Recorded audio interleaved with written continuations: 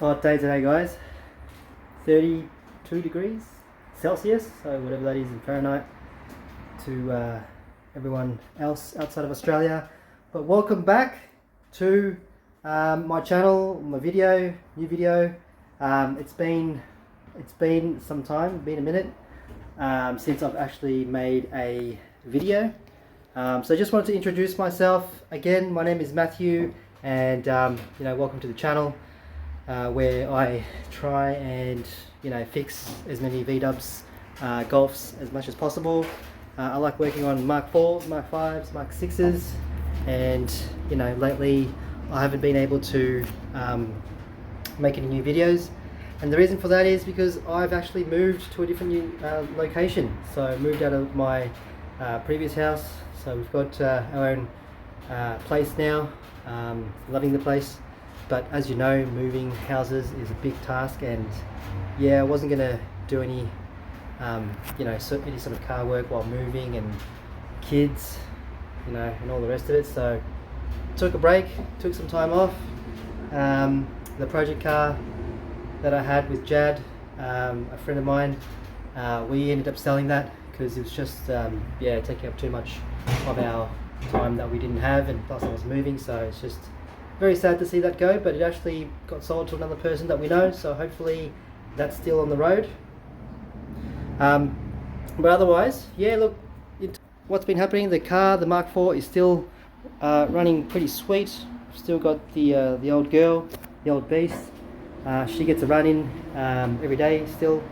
Take the kids to school in it, and try and give it get it to stay as healthy as possible. It is due for a service, I'd say. It's probably 6 months since I last changed the oil. The bonnet's looking for worse for wear. The wrap that I did, 2 years on, it's bubbled and all that stuff, so it's to be expected. It was our first time, so I'm going to get that changed. But other than that, it's running well. The downpipe, the exhaust, turbo to exhaust bolts became loose on the K04. That's also pretty, common as well for anyone that's doing conversion. I've managed to get some Nord locks for it, so I'll get that done hopefully soon. But she runs well, still boosting to 22, 24, depending on the weather. Still making, 260, 280 horsepower at the fly, and she's still looking pretty sweet all over. I've still got the mods to it. She's still got R32 bits all over. Still got the BBSs. Still got 25th anniversary bits. The CCRs, ABT. She's still ready to go. But I'm making a video today because I want to introduce our new project car. This one's we found on Facebook, and she's running, but the transmission's gone, diff is gone. It's making all sorts of clunking and vibration noises. So that's exactly what happened to my Golf. Vibrations. In the end, it just gave up. So I can still drive it. It's just not recommended. I did start to take the car apart already, and it did come with some cool bits. It's got rear sway bar, front strut bar, which I just took off. That was big, huge pain in the bum. And it came with 3-inch exhaust. We're not really going to do much to this car. We're going to return it back to stock, make it roadworthy, and send it off its way. Clean it up inside, and it's got Recaro seats, so that's a nice bonus. It's only done 160 k's, so we're going to clean it right up, make it drivable, make it nice again, and then that should be a good flip for us.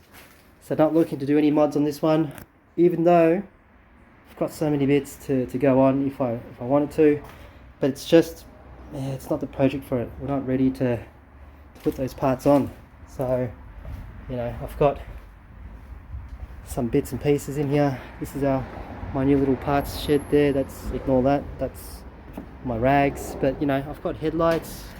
I've got some grills. I've got full motion front balance there, and I got, yeah, just some bits and pieces in here. So eventually, when I get enough parts, I've got R32. I think I've got R32 somewhere. Yeah, R32. Big spoiler there as well, so I can, you know, do something decent in the next project. But this is not it. So can't wait for that. And glad to be working in a Mark IV again. It's a hot day, so just going to do the basics today. Jack it up, start removing bits and pieces for the transmission swap, and just remove any mods that I'm not going to be using. So yeah, we'll be taking off the bonnet here because it is the same color as mine. Not as straight, but it's not as crap and, you know, peeled off as this. So it's going to be a nice little change, and, you know, if I can get some of the dings knocked out, that'll be nice too. But otherwise, yeah, you know, it's a nice little revival. It's clean for the most part. Just going to put it straight back to stock, be on its way. So that's what we're doing, and yeah, follow along for the journey of me probably swearing and cursing the day that I bought this car. But you know, I'll do another transmission swap and try and document that. So far haven't done anything. Battery, airbox, that's it. So we'll go through it together, every bolt, every strategy that I'm going to be using for this transmission swap to get it dropped on the ground. So I'll be working in the garage. There's no special tool, no hoists, nothing. I'll be on the ground again. Transmission's probably going to be on my chest, which is not ideal, and dropping it's probably going to be easier than reinstalling it. But, you know, that's what it is when you're working at home. And for the guys, you know, that are working at home, this is for you. So I'll get the rear jacked up as well, and I'll probably call that a day. But otherwise, thank you everyone for still being there. Yeah, just a bit of showcase of my new little shed here that I'm going to be working out of. Just a single with all my tools. I've just bench here that I've made up quickly just so I can access all my stuff on the side, and the Golf or the family car can be parked inside still, so no issues there. Otherwise, thank you everyone for still watching, and I'll see you in the next episode.